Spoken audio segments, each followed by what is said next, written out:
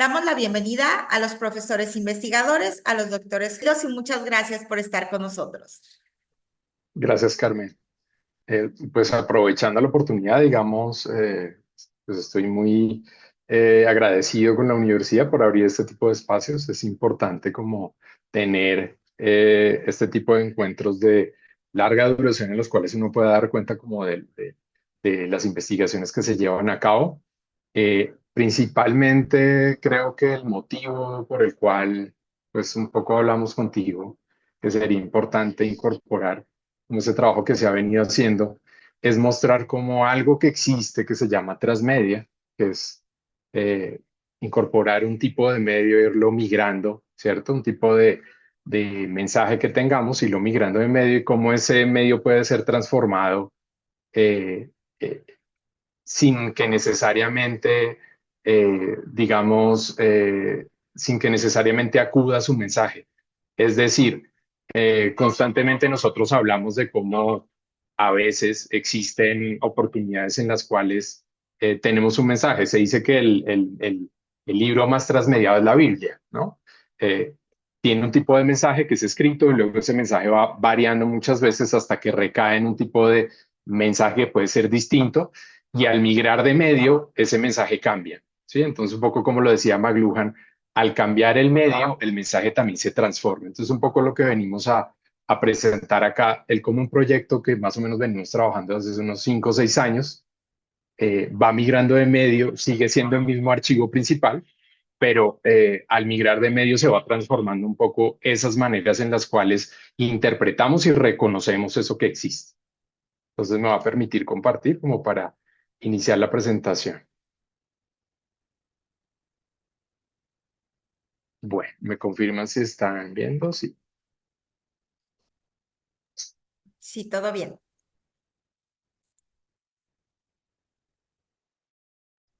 Bueno, digamos, este es un poco la presentación que tenemos para hoy. Vamos a hablar de un proyecto que se llama Fugaz. Es un proyecto que es una etapa de algo más grande que se llama Imágenes en Fuga, que es este colectivo que tenemos con Camilo.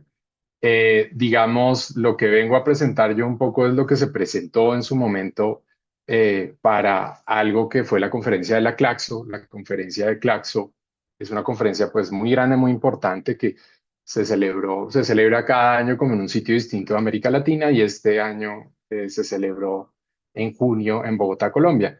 Un espacio muy interesante para el proyecto. Yo invito, pues, digamos, puede haber varios colegas aquí de la Escuela de Arte y Diseño a que se vinculen en sus proyectos, no solamente que les den difusión en un entorno cercano, ¿cierto? En arquitectura, en artes, en diseño, sino que se abran como otro tipo de campos. Yo siempre he dicho que el análisis que existe de la historia o del arte dentro de, digamos, análisis exteriores es mucho más amplio, por ejemplo, desde las ciencias sociales. Nos quieren más desde las ciencias sociales de lo que a veces los mismos artistas o diseñadores nos queremos a nosotros mismos. Entonces, es un poco una invitación a esto.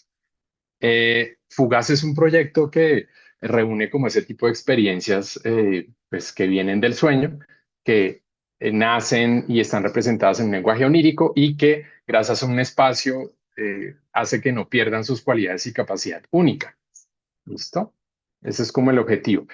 Dentro de ya lo que hemos venido desarrollando, hay como una pequeña gráfica, cada una representaría como una etapa o un tipo de producto, ¿cierto? Entonces, la base sería el colectivo, que es este trabajo con cartas orales que ya vamos a hablar en un momento, que se llama Imágenes en Fuga.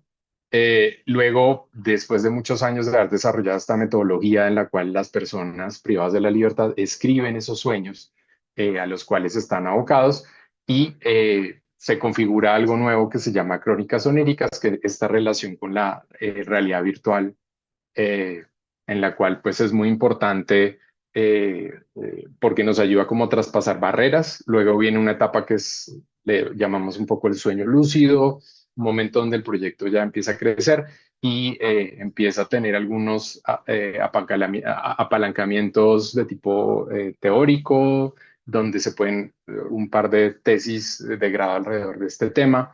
Luego viene Fugaz, que es específicamente el que hemos venido ya desarrollando con Camilo en conjunto, con la Universidad de Monterrey, con la Universidad Pedagógica Nacional en Colombia, que trata un poco de el desarrollo de una máquina de escritura onírica, que ahora se los voy a mostrar, y un poco esa sombra que se ve abajo es un recopilatorio de un trabajo que estamos desarrollando justo ahora que se vincula a las artes escénicas.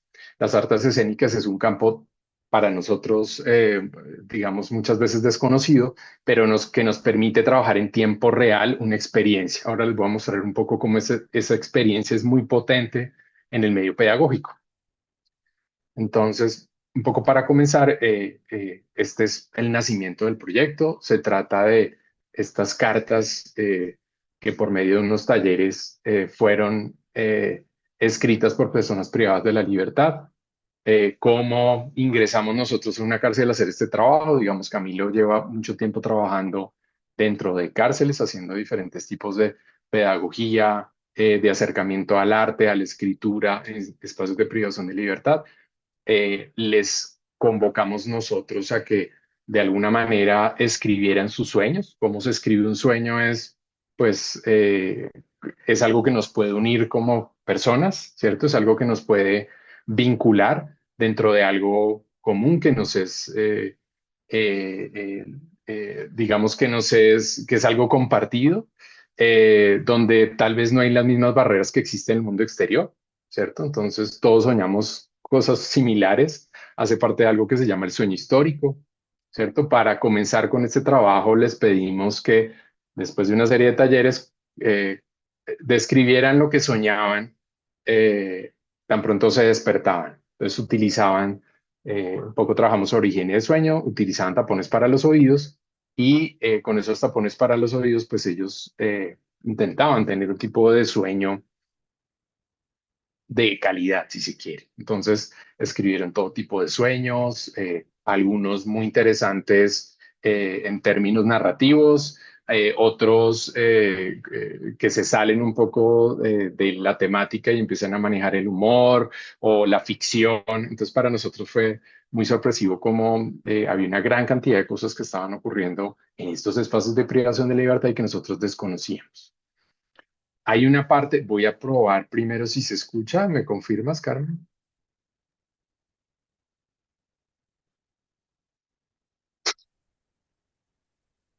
¿Si se escuchó o no? Mm, se escuchó No. como un ruidito, pero ya después ya no. Creo que ya se Va, incorporó entonces. también Camilo, ¿eh? Perfecto, qué bueno. Entonces, ahora sí ya estamos completos. Voy a Sí, volver a compartir, ok. eh, pero esta vez voy a compartir audio, que creo que no había compartido. Listo. Ahí están viendo, ¿cierto? La presentación. Bueno, Sí.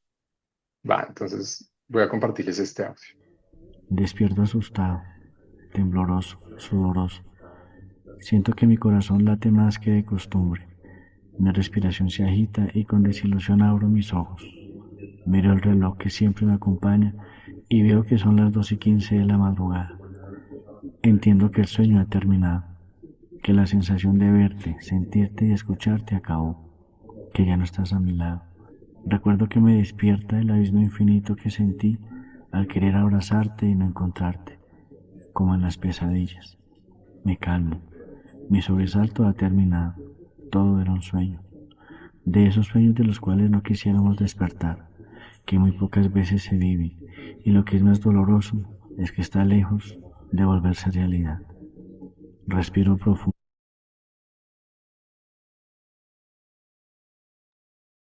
Tienes el micrófono apagado, Javier. Gracias, Carmen. Bueno, este es uno de los sueños un poco que tenemos ahí dentro de la investigación. Lo van a ir a escuchar muchas veces dentro de la presentación, dentro de los diferentes medios a los que va a ir abocándose la misma. Entonces no se les haga raro como que eso ya lo escuché otra vez. Está, más o menos tenemos grabados unos 60, el archivo constantemente está incrementándose. Eh, bueno, digamos, el primer tipo de transmedia que se hizo de esto fue este relato que fue grabado, digamos, escrito a mano mediante una carta oral y luego fue llevado como un tipo de escritura a mano y luego fue grabado por ellos de viva voz. Esto fue hecho pues rápidamente, ¿no? O sea, nosotros no tenemos mucho tiempo en la cárcel como para ir varias veces o hacer muchas sesiones, sino tiene 5 minutos para grabar el relato que has estado practicando todo el mes, ¿sí? Entonces, muchas veces nos dicen que si fueron actores los que intervinieron en esto, no, son ellos mismos que han repasado muy bien como este relato y lo llevan un poco a cabo. Entonces, la primera transmedia estaríamos hablando de cómo pasa ese relato escrito a un relato hablado. Entonces, cómo se convierte en una carta oral. Eso sería como la primera transmedia. Ahí ocurren ciertas transformaciones, porque finalmente eso que tenemos en nuestro imaginario, que hace parte como un compendio de cosas, se plasma en una carta. En la carta se simplifica y empieza a tener como una relevancia distinta, ¿cierto? Empiezo a primar o a premiar algunos instantes o recuerdos más que otros. El segundo tipo de transmedia es el que viene después, cuando les pedimos o les decimos que por favor tengan, eh, cuando les decimos que por favor tengan como este tipo de recurso a la mano, que puedan transcodificarlo, ¿cierto? Que esto se va a escuchar en otros sitios, que incorporen otros sonidos, que hagan un relato, que hagan una historia, que hagan una línea de tiempo. Entonces ahí es donde indiscutiblemente se vuelve súper importante como la línea de tiempo, como un elemento en el cual ellos van a tener ahí, que lo tienen de forma análoga, que ellos no pueden componer en una computadora porque finalmente no la tienen dentro de este espacio, pero que finalmente va a ser muy importante para la comprensión de todo esto. ¿Listo?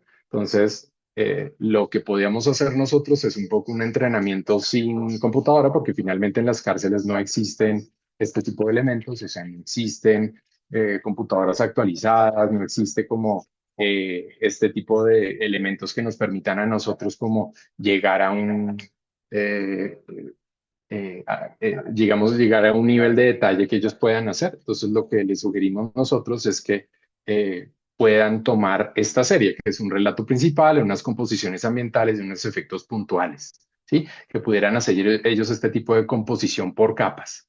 Entonces, teniendo eso en mente, es que ellos hacen esta transcodificación nuevamente. Entonces, no solamente están transcodificando lo que ya escribieron y lo que tienen un poco a la mano, sino también empiezan a transcodificarlo por capas, entendiendo cuáles son las diferentes capas que existen. Entonces, esa sería una tercera transcodificación. Una cuarta transcodificación, pues es un poco gráfica, ¿cierto?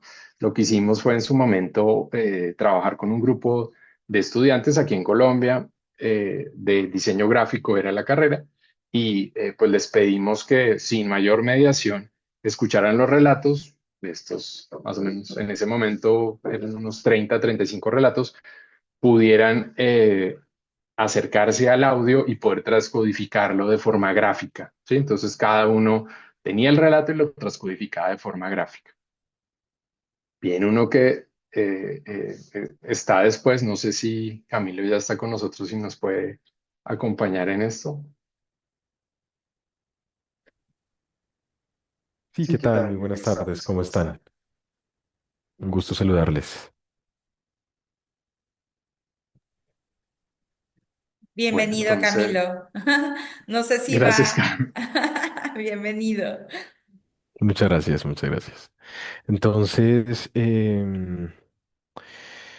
para nosotros el trabajo de la construcción de la metodología de la transcodificación ha sido uno de los hallazgos del proyecto de investigación. Esta ruta que estaba repasando Javier de lo que ocurre con los relatos es sin duda uno de los apuntalamientos en los que más insistimos.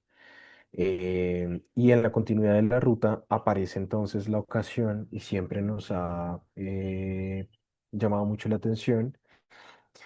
¿Qué pasa cuando el relato sale de la prisión y habla, al parecer, de unos sueños que no tienen ninguna conexión, al menos desde el sentido común, si apelamos al sentido común? Y esta construcción de los relatos oníricos es escuchada por personas que no conocen la cárcel y que en muchas ocasiones, como en muchas de las imágenes que aquí aparecen, no tienen ninguna clase de relacionamiento con las personas privadas de la libertad y muchas de estas personas jamás incluso se han hecho una pregunta sobre la cárcel, la prisión, el encierro. Entonces aquí estamos viendo unas imágenes en las que se hicieron unas primeras instalaciones de los relatos oníricos de las personas privadas de la libertad en museos. En este caso, aquí está instalado en una casa museo de la ciudad de Bogotá, que es la Casa Gaitán. Bueno, una de las casas en las que vivió en la ciudad Jorge Eliezer Gaitán, un personaje de la historia colombiana muy relevante de la primera mitad del siglo XX en nuestro país y empezamos a ubicar los relatos en espacios y hacerlos justamente audibles en una de las premisas que tiene el proyecto alrededor de la fuga de estas imágenes, la fuga de estos relatos fuera de las prisiones.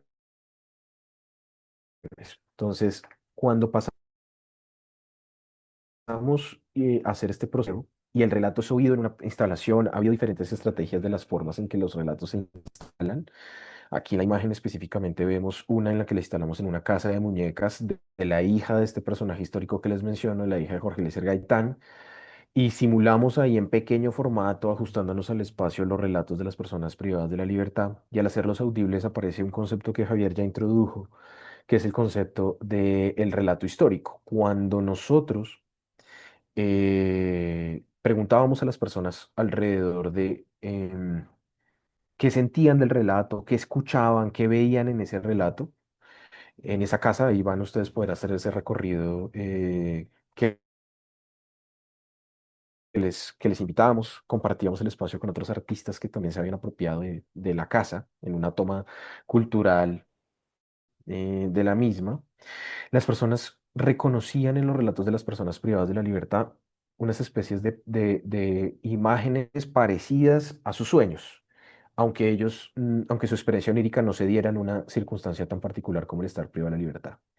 Desde ahí, una premisa que ha siempre atravesado el proyecto es pensar que estos sueños que al parecer solo hablan de la experiencia del encierro, de la privación de libertad, en una mirada justamente del sueño histórico empiezan a hablar de problemas, preocupaciones que también las personas que no estamos en los espacios de privación compartimos. Y este sueño histórico nos demuestra justamente eso, que es en los sueños en los que se ubica algunas de las preocupaciones del espíritu, de la época colectiva, sin importar de qué lado del muro estamos, y que justamente tienen como última frontera, afirma Hegel con la noción de sueño histórico y demás, la idea de que epocalmente nos preocupan unas cosas a nuestro espíritu y cosas que amenazan nuestra conciencia luego de que no las detenemos o pasan muy rápido otros filtros de la subjetividad, justamente encuentran en el sueño una última alarma, un último lugar en donde aparecer. Y las personas decían cosas muy curiosas como, por ejemplo, yo sueño algo parecido. Y cuando decimos en el sueño, yo sueño algo parecido, no significa necesariamente que las mismas imágenes son las que advienen a la persona durmiente, sino que esa preocupación, ese sueño que atraviesa a las personas que estamos afuera, es compartido por quienes estamos adentro, porque compartimos con ellos las mismas épocas. Compartimos la misma época, perdón, epocalmente estamos ubicados en el mismo momento histórico. Y es muy interesante, para nosotros siempre lo ha sido en un archivo que, como dice Javier, sigue en aumento, ir encontrando esos asuntos que atraviesan tanto los sueños de las personas privadas de la libertad como los sueños de cualquier durmiente en cualquier otro escenario, y que estas instalaciones han servido para entrar en diálogo con ellas y con ellos con estos durmientes fuera de las prisiones también, a través de la escucha de los sueños de las personas privadas de la libertad.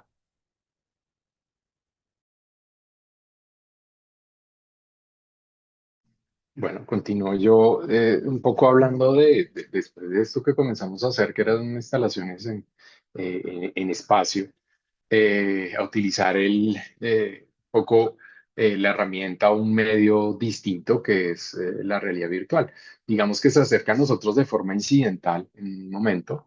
al empezar a trabajar como con una persona que tenía un acercamiento a este tipo de medio, luego nos dimos cuenta que tenía mucho potencial, porque finalmente lo que buscamos nosotros en últimas es generar un tipo de empatía, ¿no? Este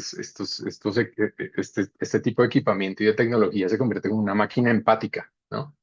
Me puedo conectar yo con otras personas utilizando más que el sentido de la vista, puedo estar en espacio, tengo cierto tipo de sensaciones táctiles si se quiere, escucho, entonces son muchas cosas al mismo tiempo.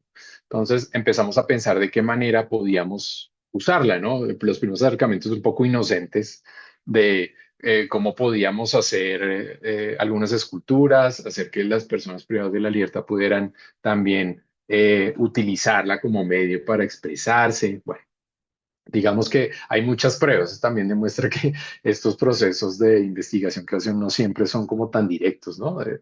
Tiene mucho de proyectual y de incierto. Lo siguiente entonces es que utilizando un poco eh, una, una, eh, digamos, una beca, un premio que existe en Bogotá, digamos, anualmente. Ellos querían una propuesta que se diera en torno a utilizar el centro de la ciudad como epicentro. Y nosotros pensamos que utilizar los relatos dentro de ese epicentro que es la ciudad, nos parecía muy interesante porque finalmente en Bogotá existen personas de todas partes del país. Es una particularidad que tiene eso en Colombia. La capital no está llena de capitalinos, sino de personas que migran buscando mejores oportunidades, ¿no? Entonces, esto fue una oportunidad un poco para tener un presupuesto mayor y para acceder como a esto. Entonces, aquí hay un acercamiento, como una catalogación de objetos también, como las personas privadas de la libertad, existen objetos que aparentemente se descatalogan, se desechan, ¿sí? Ya no existen, se borran. Entonces, yendo al mercado de las pulgas a buscarlos, encontramos como muchos de estos objetos y nos pareció buena idea, por un proceso de fotogrametría, traerlos a este tipo de escenario. Entonces, creo que también lo asocié Entonces, con eso. la idea es que cada objeto, y alcanzaban a escuchar algo, tuviera como una apropiación en de este relato. Ahí voy a poner un ratico este. Despierto asustado, tembloroso, sudoroso.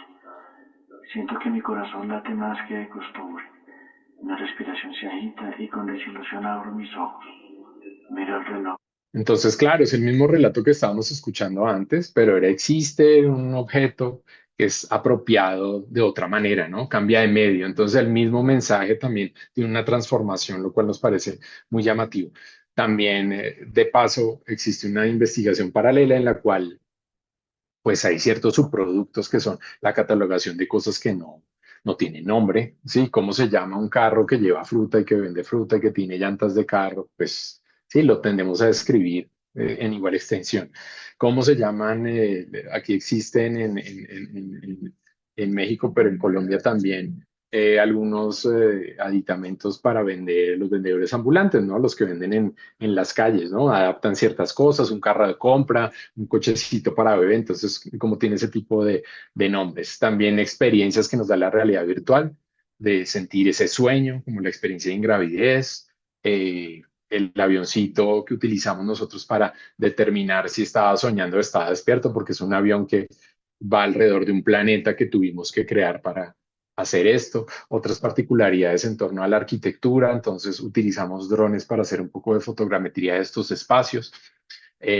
Descubrimientos que, o no descubrimientos, sino pequeños hallazgos que fuimos haciendo con el proyecto. Por ejemplo, esta edificación que existe a la izquierda tiene dos tipos de estilo, ¿no? En Colombia se le llama colonial y luego republicano, ¿cierto? De la colonia española y luego cuando es la república y luego sus estilos consecuentes, ¿no? Que le siguen. Entonces empezamos a ver que muchas casas, por ejemplo, de la colonia, se les modificaba la fachada para volverlas republicanas. Entonces, es un poco como esa mascarada que existe dentro de las ciudades. También empezamos a trabajar mucho el graffiti. El graffiti en Bogotá es muy importante porque debido a una ley que lo protege por una acción en la cual alguna vez un policía mató a un chico que estaba haciendo grafitis por hacer grafitis, ¿cierto? Le disparó, luego lo acusó de un robo que no fue cierto. Entonces, desde ese momento está prohibido perseguir a una persona que haga grafitis. Entonces, quisimos incorporarlos dentro de este tejido arquitectónico, de esa máscara que está como en la piel de los edificios. Entonces, también empezamos como a generarlo de esa manera. Entonces, aquí hay una parte como del proceso en la cual en Blender o en cualquier programa, pues se puede generar ese tipo de levantamiento arquitectónico y luego obviamente pues darle vida dentro de la realidad virtual, pero no de una forma idílica, sino pues un poco real a lo que acude este tipo de transformaciones. Bueno, entonces de aquí lo que podríamos resumir un poco es cómo el archivo es algo interesante, importante, que se mantiene, que queremos mantener y que recuperamos constantemente. ¿Cierto? No es que cada año estemos cambiando el archivo, sino que vamos acumulando cada vez más relatos, que esos relatos también no solamente se hacen escritos, sino que tienen un fondo sonoro, visible, en realidad virtual, que acude a un tipo de estética, que esa estética también está rota por la manera como se captura, por la fotogrametría, por otros ejercicios que hemos hecho a partir de cómo llevar eso que hicimos en realidad virtual al mundo exterior. Un poco la respuesta de por qué en realidad virtual es esta relación de la vivencia y la experiencia. Tal vez Camilo nos puede contar un poquito más cómo es.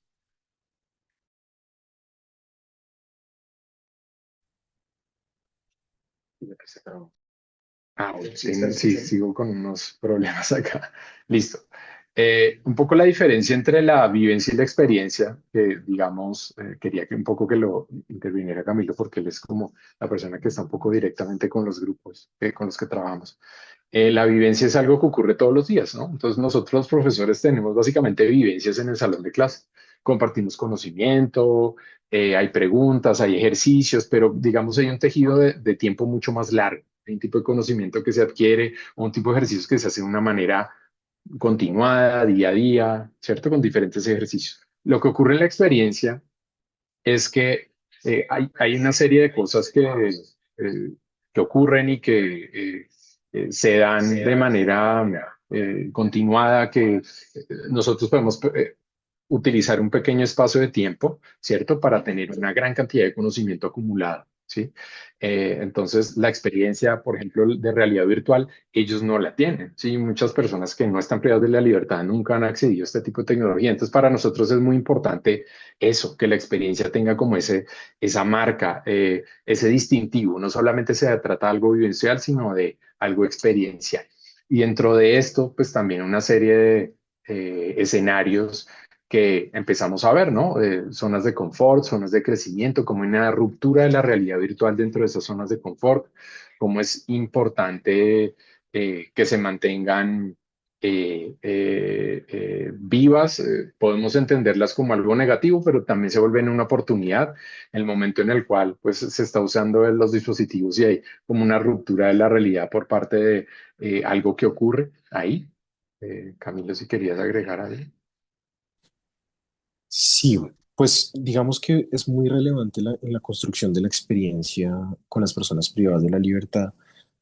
También la investigación del sueño como fenómeno en la prisión. O sea, el sueño como fenómeno en la pasa justamente por el desenvolvimiento de una experiencia, de empezar a, digamos, convertir algo que ocurre en acciones de una manera asidua, quizás un poco como nos pasa a nosotros fuera de ellas, y convertirlo en un fenómeno de reflexión dentro de la cárcel, ¿no? En el marco del encuentro con las personas privadas de la libertad. Entonces, cuando uno se pregunta por el sueño en la prisión, pasa por un sinfín de otras preguntas que van construyendo esa reflexión colectiva alrededor de la experiencia onírica.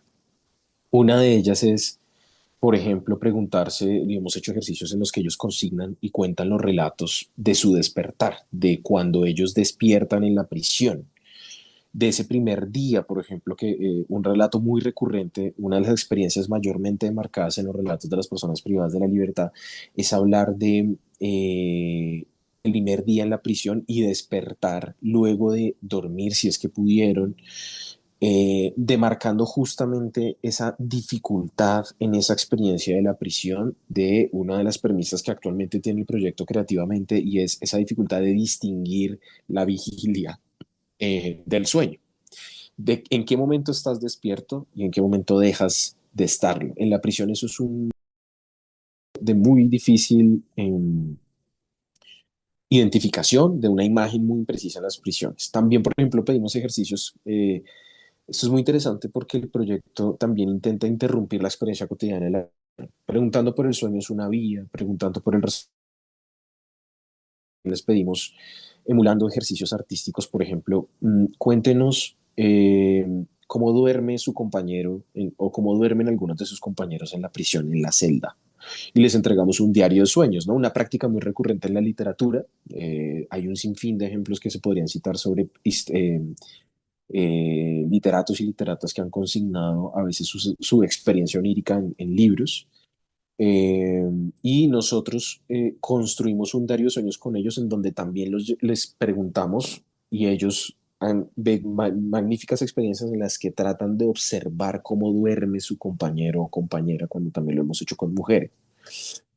Y el sueño empieza a detonar la capacidad de observación y la capacidad justamente también de interrupción de la mirada que se requiere un poco en los escenarios de la investigación, en cualquiera sea, inclusive la investigación-creación, para llegar a procesos justamente creativos, ¿no? La capacidad de interrumpir la mirada de lo cotidiano que ocurre en la prisión, establecer unos marcos muy claros de observación que no solo pasan por la experiencia propia, sino inicialmente incluso por la experiencia del otro, y pasar a configurar un relato que es compartido con otra persona a partir de cartas físicas, de cartas alfabéticas escritas, de cartas orales, una de las metodologías del trabajo de investigación. Y de esa manera configuramos una experiencia alrededor del proyecto de investigación que culmina con el codiseño de muchos de los elementos que ustedes ven a lo largo de la exposición y de las imágenes de la presentación, que siempre se configuran colectivamente. Listo. Digamos que aquí un poco para complementar, uno de los deseos del proyecto es que todo eso que ocurre en la intimidad, que todo eso que hace parte como de lo que ellos están relatándonos, pase de cierta forma a un escenario nuevo, que es un escenario donde todo se comparte. Es un poco que esto de la vuelta, ¿no? Que yo pueda hacer que ese tipo de relatos se compartan al exterior. Ahora les vamos a mostrar un poco cómo. Esta es una pregunta que voy a hacer un par de veces, que es cómo llevar este tipo de experiencias ya al mundo real, ¿sí? ¿Cómo puedo hacer que haya una experiencia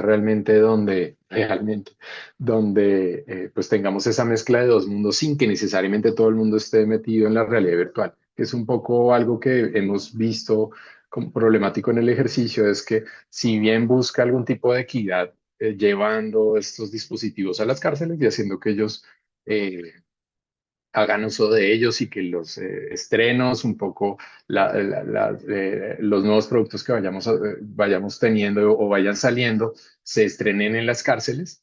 También hemos visto que es importante como que exista una mayor equidad, ¿no? Como que mucha gente lo pueda visitar, lo pueda ver, que es un interés del proyecto.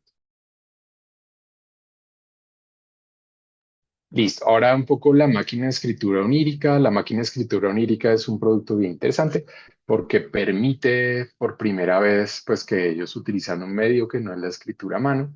Un poco esto inspirado en el Museo del Desierto, allá en Coahuila, en esos colores tan bonitos como de esos minerales, que se pueda crear una máquina que me ayude a escribir los sueños.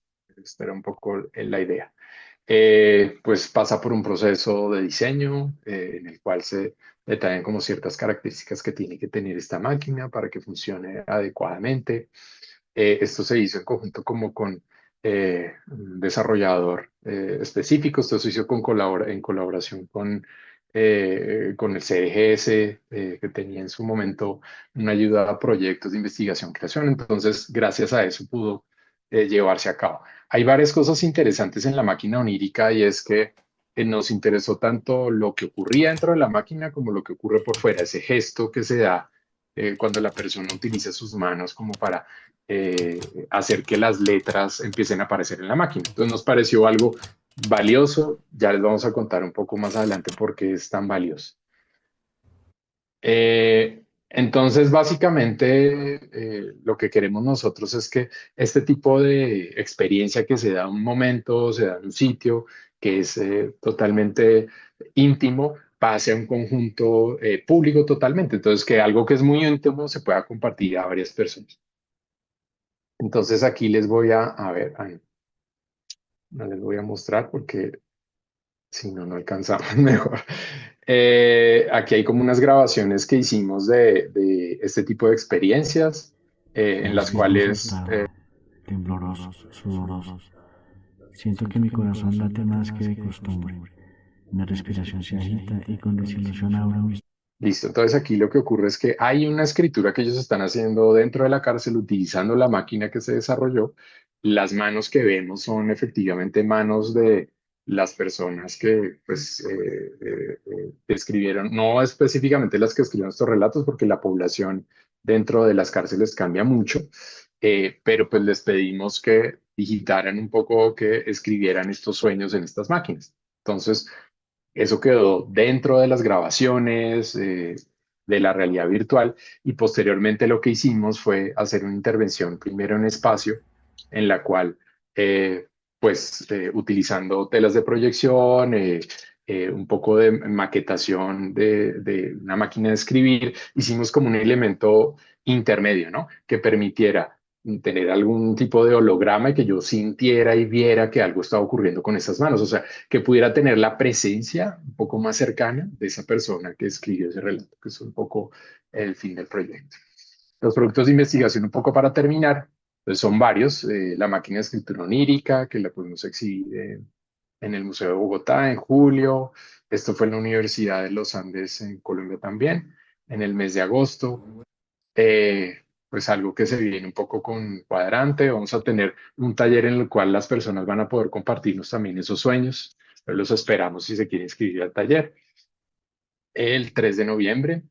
La importancia un poco de estos productos de investigación, creación, es que no se trata aquí de, es diferente a los tipos de investigación tradicional, los cuales pues escribe un artículo que está indexado, sino que aquí lo que hacemos es que tiene un público más masivo, puede haber un público especializado, que nos han acercado personas que trabajan con cárceles durante las exposiciones a hablar con nosotros, a generar un poco de networking y a trabajar juntos, pero también personas un poco que no tienen que ver con esto y que se encuentran con el problema mientras están visitando este tipo de espacios, ¿no? Es muy importante porque la investigación creación brinda esta oportunidad que tal vez otro tipo de investigación no la da, y es el acercamiento de la investigación a todo público. Es súper importante.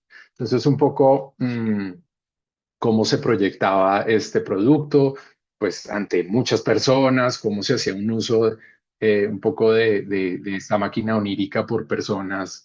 En este caso era una mujer que es pospenada, o sea, que cumple su pena, acudió un poco al llamado que le hicimos amablemente para que nos ayudara un poco con la exposición. Ella era la que daba guías sobre todo lo de la exposición, la utilizara.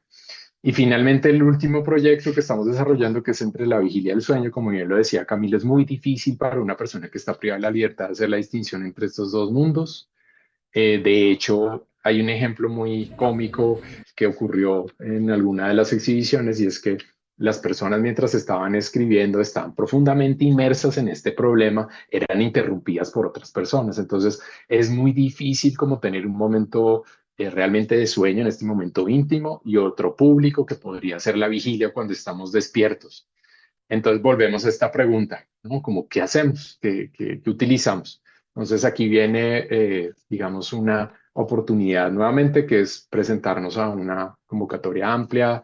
Se dio como en toda Latinoamérica, 160 proyectos se presentan y pues afortunadamente nosotros hacemos una propuesta y salimos ganadores para poder hacer un tipo de proyecto que nos permita llevar esto a la parte escénica, ¿cierto? Digamos, utilizar las artes escénicas y este componente digital que tiene para poder hacer que mucha gente lo vea. Entonces, este es un poco el resumen del proyecto, que quería utilizar todo lo que ya habíamos hecho, lo que les hemos intentado mostrar en este corto tiempo. Aquí trabajamos de la mano con una actriz, investigadora de artes escénicas, que es Dayan Rosso, pues obviamente hay que hacer como un trabajo distinto, que es un trabajo de dramaturgia en la cual se relatan específicamente ciertos momentos y luego se desarrollan. Entonces estamos como en ese proceso que es bastante largo, nos va a tomar este año, el año que viene, tiene diferentes intervenciones, un poco apoyado por el Goethe Institute, que es, digamos, la institución que avala esto. En México no tiene mucha presencia, pero tal vez en otros países de Sudamérica sí es un instituto mucho más robusto, donde su parte cultural tiene pues, muchos acercamientos no solo a Alemania, sino a la comunidad europea en general. Donde tendremos la oportunidad de presentarlo, por ejemplo, en el Delia Zapata, en el Centro Nacional de las Artes en Bogotá, en el Espacio Checoslovaquia en Santiago de Chile, donde además de llevar a cabo ciertos, ¿cómo se dice?, ensayos o pruebas de lo que queremos hacer, pues también va a tener como cierto público que puede acudir a esto. Y finalmente, pues en el Teatro de Dortmund, que es aliado con una academia que es la Academia para Artes y Teatro Digital, que sería este tipo último de Transmedia. Entonces, ¿cómo un proyecto como esto finalmente, pasando por todo lo que les hemos contado, puede terminar en algo que pertenece o que se resume en las artes escénicas? No sé si Camilo tiene algo que agregar ya para cerrar. Sí, digamos que para mí resulta muy relevante marcar algo en lo que insistía Javier en su intervención, y es por qué la investigación-creación resulta, y todos estos productos resultan muy relevantes. No solo porque sin duda estéticamente son una apuesta de los nuevos medios por configurar procesos de reflexión con nuevos recursos, con nuevos alcances, fundando nuevos campos estéticos y de reflexión sobre lo creativo, por así decirlo, sino que sin duda exponer, por ejemplo, esto en el Museo de Bogotá en el marco de un ejercicio de activación de una exposición en la que ahí se cuenta la historia de las prisiones en Colombia y por sobre todo, como lo dice Javier, algunas de estas instancias, no todas, pero insistiendo éticamente en eso, devolverlas a la cárcel, llevarlas a la prisión, como vimos el caso de Ana también, por ejemplo, en el Museo de Bogotá, sentada, mujer anteriormente encarcelada, interactuando con la experiencia,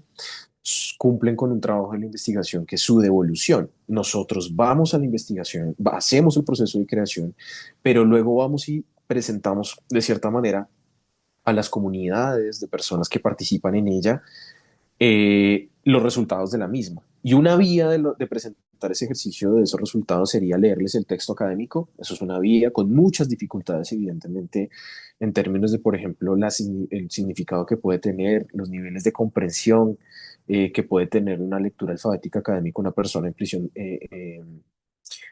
privada de su libertad, más otra cantidad de dificultades que en sus procesos tienen, muchos de ellos con unas relaciones muy tensas con la academia, con la escuela, con la educación, versus la posibilidad que hay de presentar los resultados de esta manera, en donde las personas privadas de libertad interactúan directamente con una experiencia, en donde están sus relatos, donde, como se han marcado ahí, pueden darnos devoluciones, pueden marcarnos límites de algunas de nuestras afirmaciones, justamente porque la investigación-creación y esta clase de productos, como productos de devolución de la producción de conocimiento que se realiza de manera participativa con ellos y con ellas, permite esta tensión, estos diálogos, estas discusiones que no solo alimentan la experiencia, sino que justamente permiten también que desde estas devoluciones nosotros sigamos proyectando acciones de creación y acciones de reflexión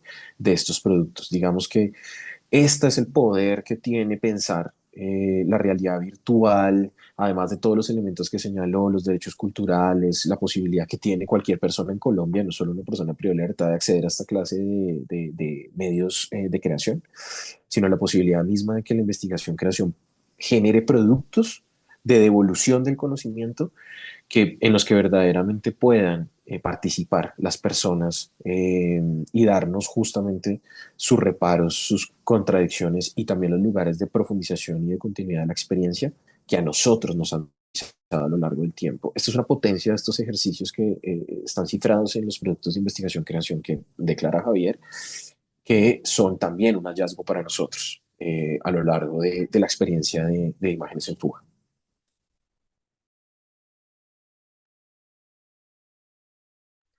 Muy bien, y con Muchísimas eso pues terminamos un poco la gracias. presentación, ¿no? Sí, qué interesante. La verdad es que no me esperaba eh, tantos hallazgos y sobre todo creo que me provocaron demasiados sentimientos, muchas emociones y creo que solo tengo que felicitarlos porque qué investigación tan maravillosa y qué bueno que nos están compartiendo poco a poco sus hallazgos, porque como dicen, esto todavía tiene un recorrido, ¿no? Pero ahora quisiera que pues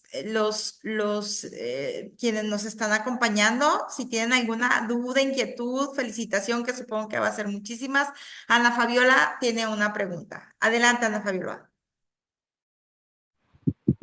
Uy, gracias, fue así como que muy rápido en cuanto levanté la mano.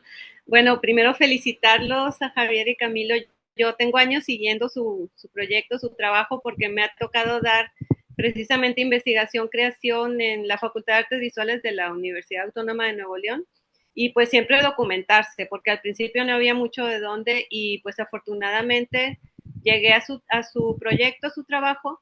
Y yo quería preguntarles primero, cómo sostener en el tiempo tanto un proyecto, porque siguen la línea, ¿verdad?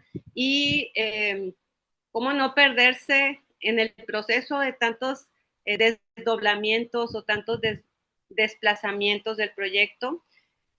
¿Y qué pasó también con la escultura sonora que estaba planteada o propuesta? ¿Alguna vez vi algún bosquejo?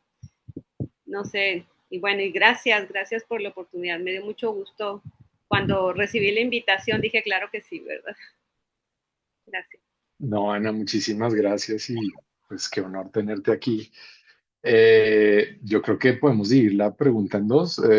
Yo creo que puedo responder la parte de la escultura un poco que tuvimos. Digamos que esto es un prototipo.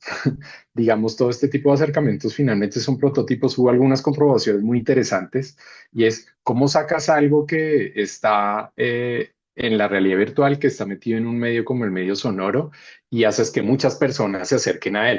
Entonces, normalmente tenemos sesiones como estas en las cuales hay muchas personas. Entonces, yo creo que el primer aprendizaje es tener algún tipo de activación en la cual, claro, se explica el proyecto, nosotros podemos acercarnos con una, digamos, con colocar el audio como lo estamos haciendo nosotros para explicar, pero finalmente debe ser una experiencia íntima, ¿sí? La persona se tiene que acercar a la escultura, tiene que tomar un poco un elemento que nosotros creamos ahí, que es como un tipo de micrófono que se puede colocar en la oreja. Puedes tener los textos que ellos escribieron y ellas escribieron en la mano y esa es una manera adecuada de acercarse a ello. Entonces hubo como cosas muy bonitas, gente que nos dejaba sus propios sueños sin ningún tipo de indicación, escritos, los dejaba sobre como este tipo de escultura. Entonces, esto nos animó ya luego a trabajar sobre lo que estamos haciendo ahora, que es un poco trabajar en el tiempo real, que pertenece más a las artes vivas, ¿no? Entonces, digamos que este tipo es como cuando socializas algo, lo pones a prueba, pero la ventaja es que siempre puedes volver a proponer algo que tal vez cubra otro tipo de necesidades, pero sin embargo eso no invalida el producto, ¿no? Entonces eso es bien interesante. La otra parte yo creo que Camilo nos puede dar. Pues también quiero, a mí me emociona mucho, no es tan común, a pesar de que también tenemos como ética tratar de dar, nos la pasamos contando el proyecto, porque creemos que hablar del proyecto es parte de la tarea que tiene cualquier proceso de investigación. Me emociona mucho, no es tan común escuchar que alguien viene siguiendo el proyecto. Entonces, eso lo celebró mucho y a ello, al hacernos la pregunta. Proyecto. Bueno, un proyecto como este, pues bueno, epistemológica del proyecto que, al contrario de clausurando sus formas de hacer las preguntas que tenemos sobre la transcodificación o la transmediación de los relatos y demás, demostrarnos fronteras últimas de hallazgos, lo que nos da verificación como, como un trabajo metodológico, que ahora lo decimos así. Ya que tú das investigación-creación, sabes que la investigación-creación no defiende como premisa siquiera la ocasión de que la investigación-creación tiene metodologías. Eso no ocurre con investigación-creación.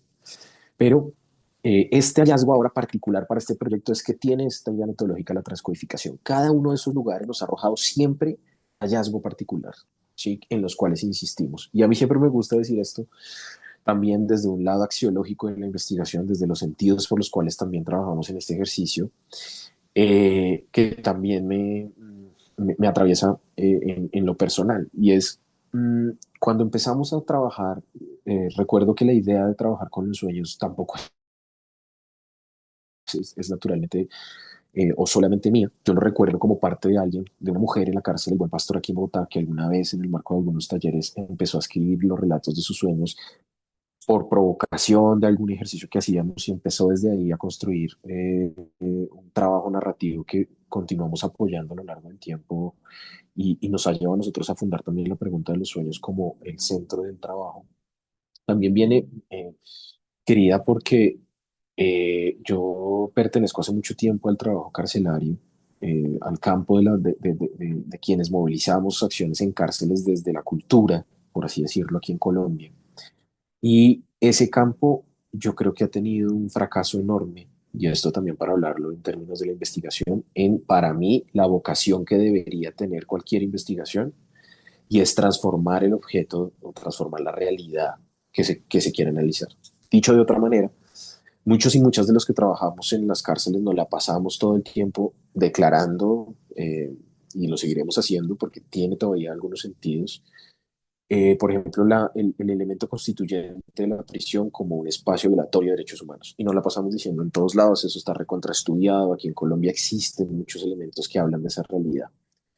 Y cuánto de eso que nosotros caracterizamos estadísticamente con nombres propios, con investigaciones mixtas, logra realmente procurar una transformación de la prisión. Yo lastimosamente debería decir que, debo decir, al menos desde mi conocimiento, que en Colombia bastante poco. Es decir, tener cifras sobre las cárceles, sobre las cosas que pasan en ellas, no hace que en una postura de la investigación crítica la cárcel se transforme. ¿Qué pasa, por el contrario, cuando nos hemos acercado con estos productos en los que Javier enfatizaba desde la investigación-creación? Lo que pasa precisamente es que este proceso, esta pregunta, ha logrado, como Javier lo relata muy bien, instalar la pregunta de la prisión en personas que nada tienen que ver con la cárcel, a través de las socializaciones y de los ejercicios de la investigación-creación y de los productos como lo citó Javier. No lo hizo, lastimosamente, el conocer, no lo hace el conocer como pasa en las noticias a diario en Colombia. Ahorita estamos en un problema gigantesco con las prisiones. Nuevamente, es el número de personas que son asesinadas, el número de personas inocentes en las prisiones, reincidentes, en donde se muestra la absoluta ineficacia del aparato punitivo. Eso no les hace preocupar, eso pasa como un fondo de pantalla, ¿no? Que pasa por las cifras y las investigaciones, que a veces se ven, que hablan de la cárcel. Pero estos productos de investigación-creación, al menos en nombres propios, en sujetos que han transitado los museos, las exposiciones, han logrado hacer aparecer la pregunta por la prisión, y que una discusión que necesita socialmente detonarse, al menos en unas colectividades que se van fundando alrededor justamente de estos espacios de socialización tan importantes para nosotros, hace que en las historias de vida se inscriba la pregunta por la prisión de muchas personas que nada tienen que ver con la cárcel. Entre comillas, yo creo que todos tenemos mucha relación con la prisión, pero que no tenemos un familiar privado de la libertad y andamos, de cierta manera, bajo la premisa un poco de la vida moderna de estar del lado de los buenos, ¿no? Del otro lado del muro, sin preguntarnos quiénes son los que están allá y sin entender que esta producción subjetiva, esta producción social de quienes, de la representación de las personas privadas de libertad como sus sujetos malos, como los sujetos absolutamente delincuentes, reduciéndolo solamente a un acto, pues es profundamente cuestionable. Y en un proyecto como el nuestro, el relato de la persona primera alerta es muy complejo, tiene muchas capas, tiene muchas densidades, y los sujetos que están allí son reconocidos ahora también desde toda esa complejidad. Eh, y eso es para nosotros un motor también de la experiencia de investigación. Esa vocación axiológica del proyecto, tanto como sus preguntas y todo el camino de la transmediación, es lo que nos ha hecho persistir, además porque encontramos cada vez nuevos lugares en los cuales procurar sostener la metodología de investigación que atraviesa el proyecto. Muchas gracias. Felicidades otra vez, Camilo y Javier. Y lo seguiré, ¿verdad? Seguiré siguiéndolos. Gracias, Ana. Gracias, Ana. Muchas gracias. Ahí en el chat puse un Google Forms para que puedan decir que estuvo excelente esta presentación. Y bueno, tenemos otra pregunta de Regina Durán. Adelante, Regina. Hola, sí, bueno, primero que nada quería agradecer mucho por la participación y todo, por la presentación y todo esto del trabajo. Mi duda es, este método de los sueños y así, gente con demencia y Parkinson para entender más a profundidad sobre, pues lo que piensan más que nada. Sí.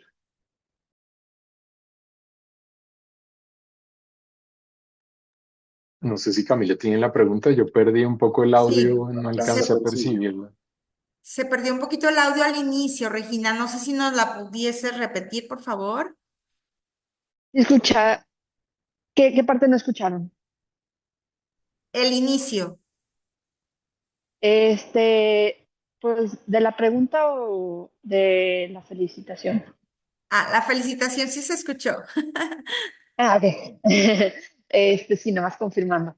Mi pregunta es, ¿qué diferencia haría si se aborda este tema? Porque me interesó mucho, este, poder aplicar esta realidad virtual o más bien investigación más a profundidad con gente de Parkinson y o demencia, porque me interesaría saber más a profundidad qué pasa dentro de sus cabezas.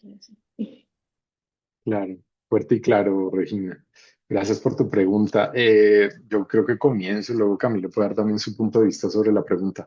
Muy interesante. Nos han preguntado mucho que por qué trabajamos en cárceles.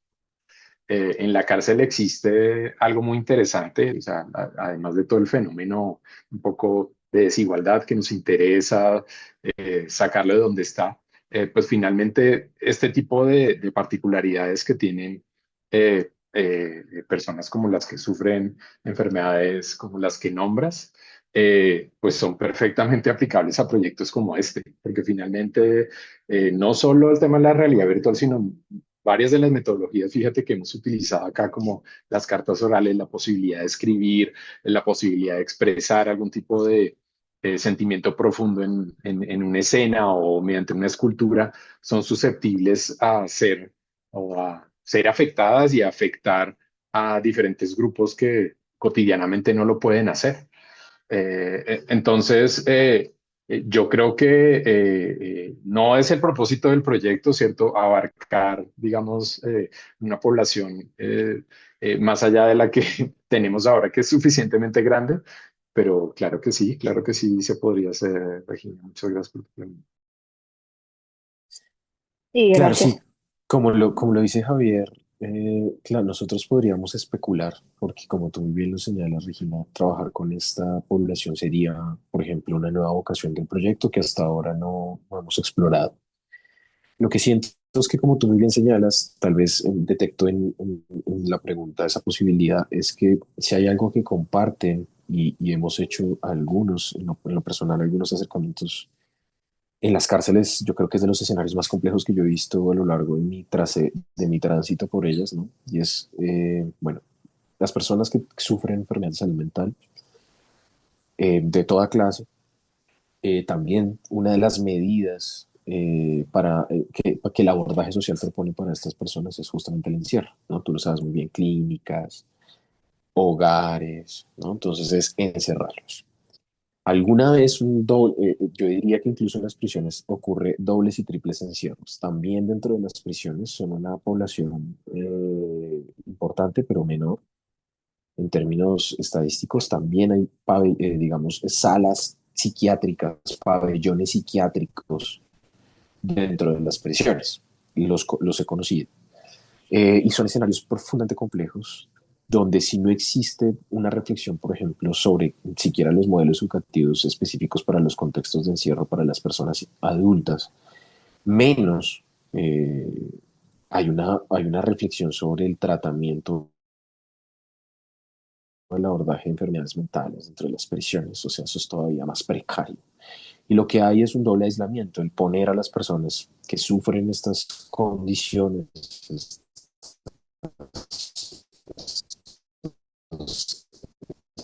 situaciones en un doble encierro, lejos y separados de sus compañeros. La seguridad del establecimiento, que es la premisa de toda prisión, alrededor de la seguridad se configuran un montón de despliegues sociales y despliegues políticos y despliegues económicos, ¿no? La prisión funciona bastante parecido.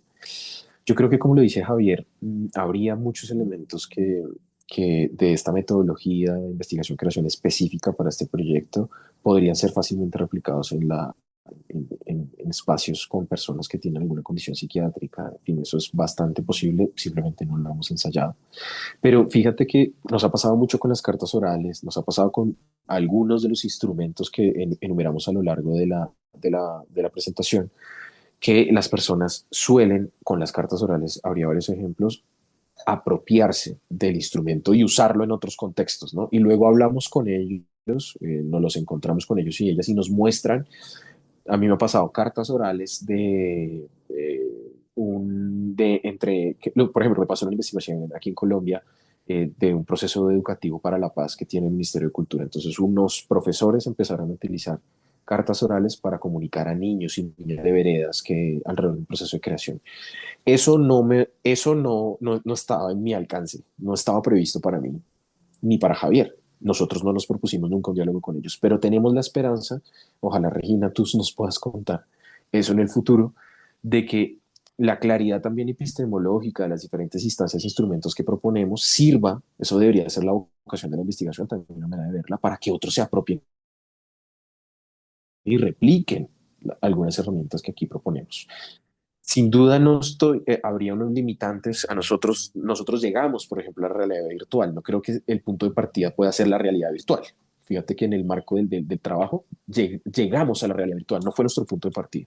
Entonces nosotros, en el marco de nuestra propia experiencia, diríamos, pues no empezamos por la realidad virtual, sino hay unos caminos previos en el marco justamente de este camino de transcodificación que son lo que nosotros replicaríamos. Y otro asunto específico con los sueños que también me gusta decir, que es también toda una curiosidad para cuando dialogamos sobre los sueños, es que nosotros no, por ejemplo, no interpretamos sueños. A veces existe ese afán de las personas, ¿no? Como, Camilo, soñé tal cosa en la prisión, entonces, ¿eso qué significa?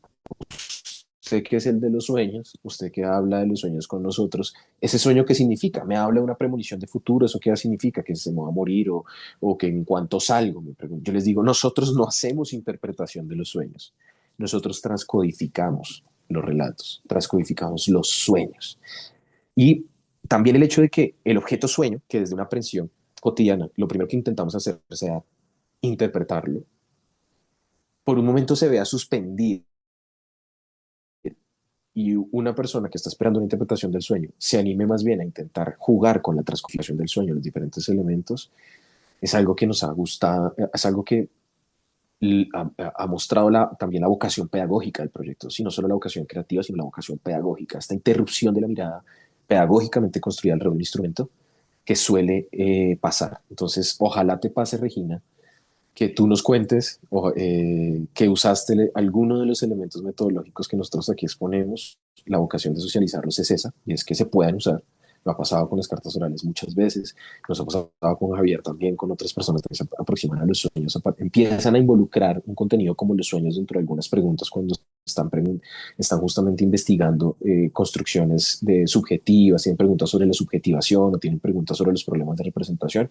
Entonces involucran los sueños como un lugar a través del cual es acercarse al problema y nos sentimos halagados y felices y sobre todo con la vocación del trabajo en red, como lo señalaba Javier, de que ojalá luego nos cuenten, ah, mira Camilo, yo lo intenté, me pasó esto, utilicé tal herramienta y me dio estos alcances. Eso sería fascinante y creo que es la vocación misma del trabajo colaborativo en red, del trabajo académico, de la producción de conocimiento. Así que, Regina, pues espero nos cuentes de cómo te va en estas apropiaciones de los instrumentos que aquí quedan socializados con la vocación de ser compartidos y ojalá replicados. Sí, claro, con mucho gusto. No sería mala idea, pero sí, trabajar sobre eso, porque sí suena muy interesante ese tema, más que nada.